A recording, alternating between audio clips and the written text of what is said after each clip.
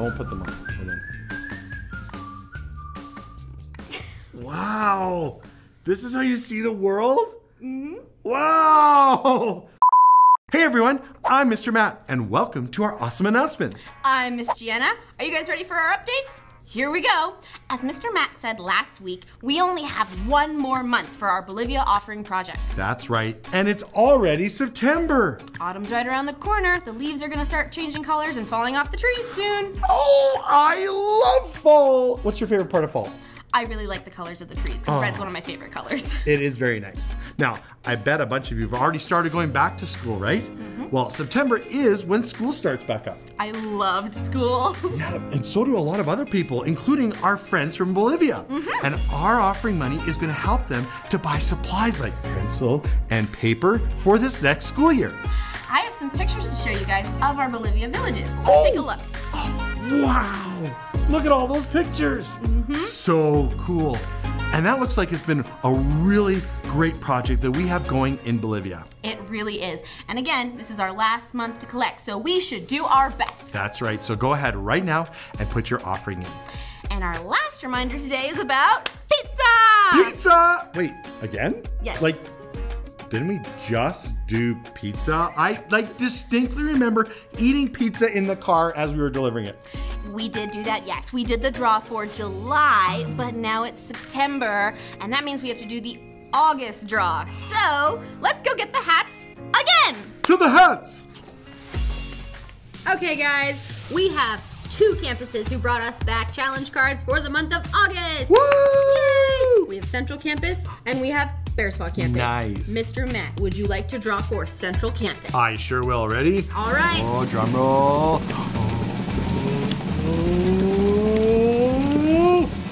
Sophia! Sophia! Good job, Sophia. Congratulations. All right, and I'm going to do Bear Spa Campus. All right, guys, ready? Here's my drum roll. Oh. I like this one, and I'm gonna be faster. I have Kaya! All right. Nice! So you guys are gonna get an email from me in the next couple days just asking when we can do pizza drop-off for you. And good job bringing back your challenge cards. Everyone else, I hope you bring them back at the end of September for another chance to win pizza. Thanks guys for joining us today for these awesome announcements. We'll see you next week. Bye! Okay, ready? You just hit me. No, can you do this? Are you flossing? No, I don't even know what this is. Okay, I saw Moses doing it. Look. Yeah, Moses is doing it right because Moses is Moses. Hi friends, it's great to see you all today. My name is Milana. And I'm Scotty. I hope you have your safety goggles ready for today, Milana. Safety goggles? Oh goodness. I hope what we're doing isn't dangerous. Not dangerous, because we're prepared. Here, put these on. But it's definitely going to be an adventure. We've been talking this month about all the plans that God made and the promises that He gave to His people. Oh, there have been some really good ones, like how God promised to save His people and He even split the Red Sea in half so they could walk on dry ground. Right in half! That's right. Well, God's plans aren't done yet. Watch this. Can you hold this bag? We're going to put some water in the bag. Green water. Green water is my favorite color. It reminds me of back home, the Scottish Highlands. We're gonna put one in there. Okay. Oh, I'm gonna put some more in there, because the more green, the better. Oh yeah, fill it right up to the brim. Everything I like up to the brim. Now we're going to do some vinegar. Vinegar? Yes, do you like vinegar? Not really. I love vinegar on my chips. Oh, okay, I like ketchup. I love it on haggis too, but I wouldn't advise it. Oh, I don't like haggis. Oh, I love a big bowl of haggis. I don't even like the smell of haggis. Oh, do you like the smell of vinegar? No. Can I close this? Well, yes, I think so. Okay. That's good. So, are God's plans a baggie of water? No, silly. I'm going to show you how amazing it can be when we join God in what He's doing. Oh, okay. Wait, do we get wet? Hopefully not. So we're going to lay this tissue down on the paper, on the table here. Okay. But I want you to think of your life like this powder. Okay. Now, I'm going to put a scoop like this in the middle and another scoop. Oh, I gotta do one more scoop, I think. That's a lot. You think that's too much? I'm just scared. I don't know what's going to happen. I love a big scoop like this. Okay. So we're never going to fold it and close it. We might be tempted to keep our life really safe, all wrapped up, and we don't do anything that might feel outside of our comfort zone. Well, okay, but we don't want to do anything too extreme. Well, extreme? Well, no. But we definitely want to listen to what God's plans are for us, even if they're really big. Even if they feel like what he's suggesting is completely absurd. Here, put this in the bag and seal it up. You want me to put this powder in this bag? Yes. Okay. Speaking of absurd, that sounds like a bit of an absurd idea. I think mixing these two things just might be a bad idea. Now, come on, you remind me of some of the Israelites. They didn't want to do God's ideas because they seemed too big and scary. That's what our story is about. Let's check it out. God's story. Joshua becomes leader.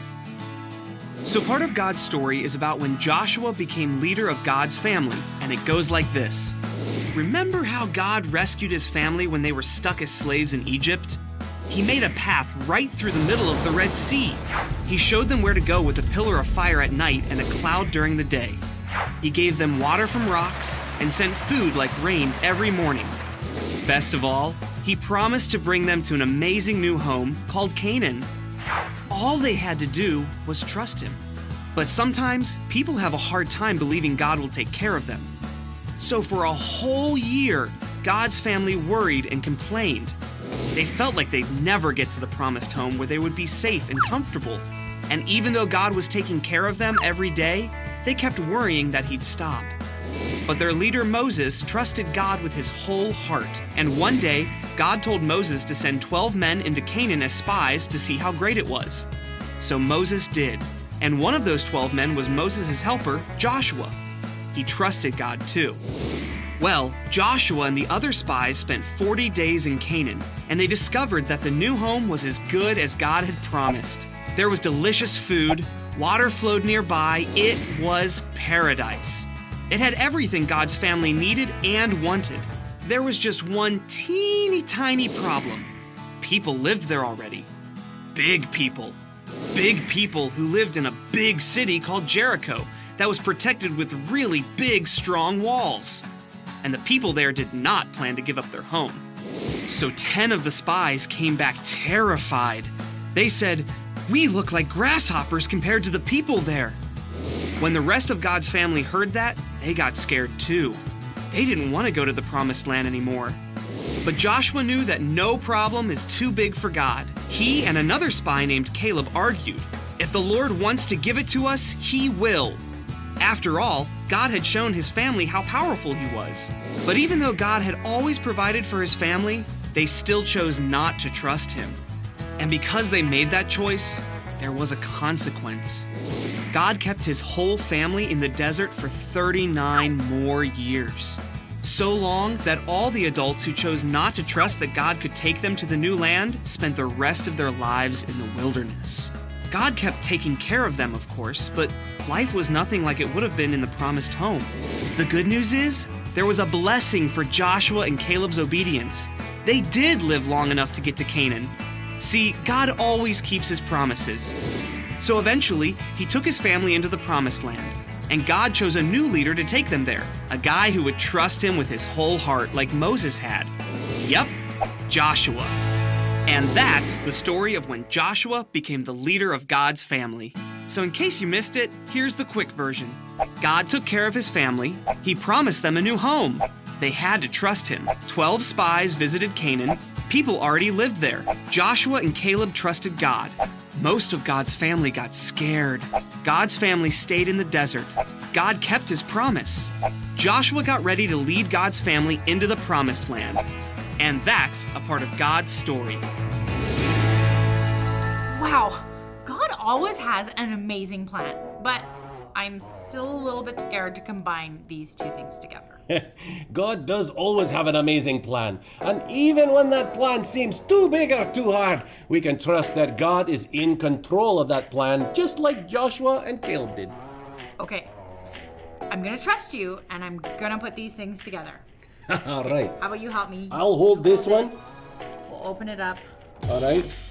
I don't know what's gonna happen. Okay, ready? I'm ready. Okay. I'm going to seal it. Seal it up. Seal it. Okay. Oh. Put it in there. Oh. Good thing we have goggles. Oh no! Look out! I'm scared. I'm so scared. Ah! It exploded! It did. I thought it was gonna get me. And it's still going everywhere. Still going. Can we show them? Sure. Okay, it's like It's fizzing like everywhere. Oh no! Wow. When we join God in what He is up to, He takes us from our boring, safe-feeling life and instead takes us on an explosive adventure! It's still going. Okay, that's really cool. I love that Joshua and Caleb believed God could do the impossible and decided to join God in what He was doing. God took them on an amazing adventure, and because of their faithfulness to believe God, He blessed them and allowed them to come into the promised land when no one else of their generation could. That's right. Our bottom line is that God has a plan, and I can join Him. Let's say that together. God has a plan, and I can join Him. God likely isn't planning to give us a bunch of land like He did the Israelites, but He's definitely at work in our lives. We can be spies and figure out what God is doing and join Him. Like, maybe there's a new kid in your class that you could invite to join your group. Your friendship might be an answer to prayer for that new kid. That's a great idea. Or maybe God wants to use the kids in your neighborhood to make a difference for your community. And you can lead them in helping with things like yard work, cleaning up garbage, or snow removal. I hope it's not gonna snow soon. Oh, I hope not too. But you might be wondering how you can see what God is up to. Sometimes what God is doing actually feels like an interruption in our lives. Like that kid on the school bus who keeps talking to you when you're trying to read your book. Maybe God is up to something and wants you to have a conversation with them. Or maybe someone on your sports team gets injured, but because they're sitting on the bench with you, you're able to share with them how you trust God when things don't go your way. When we are faithful to following God's plan, we get to be part of His big story. That's right. God is the one who is at work putting His plan into place, and He invites us to join Him. It reminds me of our Bible verse this month. Let's stand up and say it together. You ready? All standing? Okay, it goes like this. The Lord will fight for you. Just be still. Exodus 14:14. This verse is from a story in the Bible where God told the Israelites not to do anything. Instead, God was going to go and do all the work and win their battle. And it reminds us that we aren't in control, but God is. And when we let Him work in our lives, He is able to do incredible things. So let's say it one more time. All right. Okay. The Lord will fight for you. Just be still. Exodus 14:14. Great job, friends. You can take a seat. I can't wait to see how God is going to work in each one of our lives when we choose to join Him. I definitely want to be part of God's plans instead of just doing things on my own. Me too. It's been fun learning together today how God has a plan and I could join Him. See you next time, friends. Goodbye.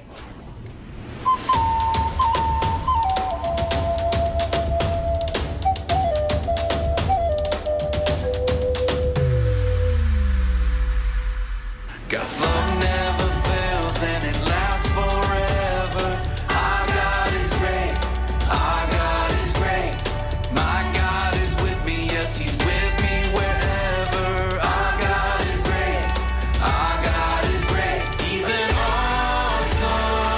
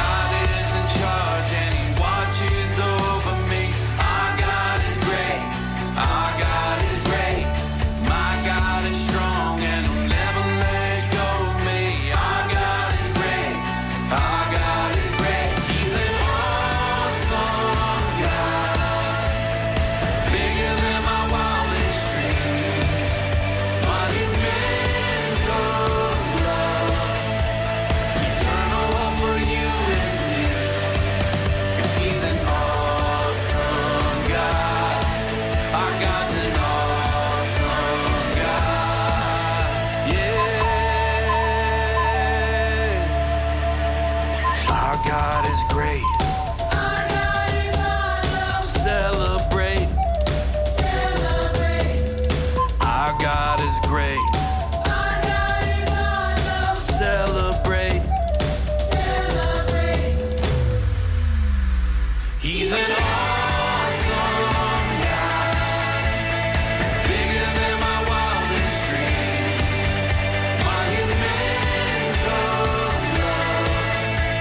Eternal hope for you and me. 'Cause he's an awesome God. Bigger than my wildest dreams. Monumental love. Eternal hope for you and me. 'Cause he's an awesome God. Our God's an awesome God. Our God's an awesome God.